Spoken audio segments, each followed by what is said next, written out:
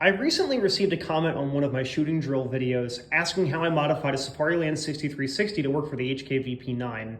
As of the time of recording, Safariland does not make active retention holsters of this style for the H&K VP9, so I modified my own holster to make it work.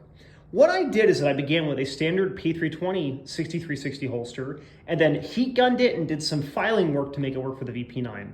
The two areas that you have to modify to make that work aren't that difficult, but it's just a lot of trial and error and some elbow grease.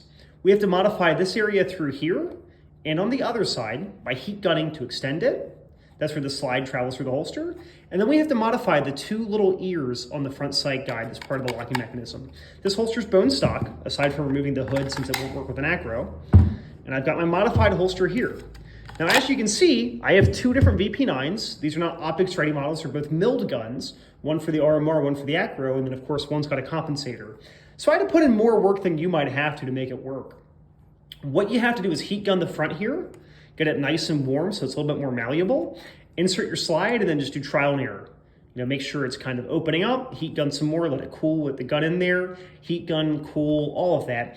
If you've ever made your own holsters or ever modified other Kydex holsters, it's not all that difficult. If you have the fabric wrap on this like I do, it will start to fray more because the heat starts to make it come off, but that's the easy part.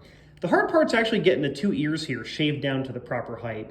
If you don't remove enough material, you're gonna break your optic. I broke an Acro P1 in this very holster back in January or February of this year because I did not remove enough material and just crammed the gun in there and kind of monkey brained it and just crammed until it locked, but the optic had been broken at that point. So dumb things happen, but let me be the person who made the mistake so you're not doing it.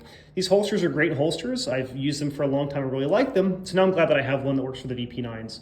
If anybody has any questions about modifying these for other guns, let me know and maybe I can assist. Just leave a comment down below. Thank you for watching.